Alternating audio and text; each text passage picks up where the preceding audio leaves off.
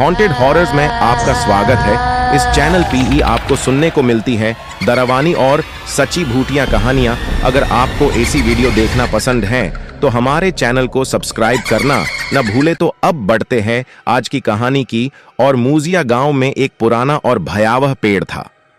यह पेड़ गांव के लोगों के लिए हमेशा से ही डर का प्रतीक था। लोग कहते थे कि इस पेड़ के नीचे रात में बैठने वाला कभी वापस नहीं आता। एक बार गांव का एक युवक अर्जुन इस बात की सच्चाई जानने के लिए पेड़ के पास गया। उसकी जिज्ञासा उसे खींच लाई थी। रात का समय था। चांदनी रात में पेड़ की परछाई और भी भयानक लग रही थी।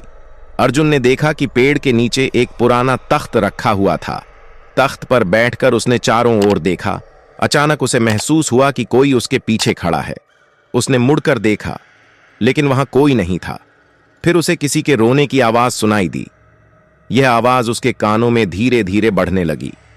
अर्जुन ने सोचा कि यह उसकी कल्पना हो सकती है, लेकिन आवाजें और तेज होने लगीं। उसने देखा कि पेड़ की शाखाओं से खून टपक रहा है। अर्जुन डर के मारे कांपने लगा।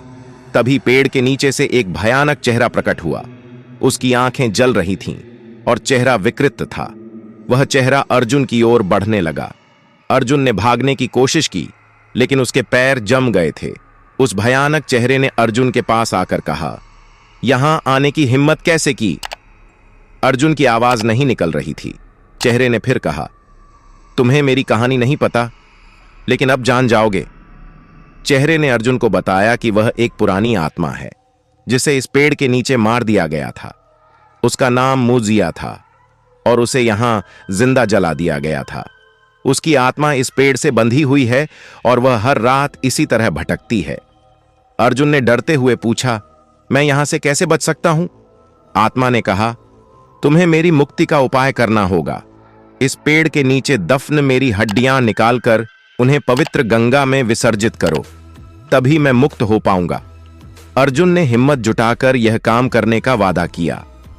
अगली सुबह वह गांव के बुजुर्गों के पास गया और पूरी घटना बताई।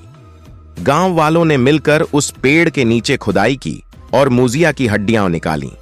फिर उन्होंने उन हड्डियों को गंगा में विसर्जित कर दिया। इसके बाद से मूजिया की आत्मा को मुक्ति मिली और उस पेड़ के नीचे का डर भी खत्म हो गया। गांव के लोग अर्जुन को धन्यवाद देने लगे और वह पेड़ अब भी वहां खड़ा था, लेकिन अब वह डर का नहीं बल्कि मुक्ति का प्रतीक बन गया था।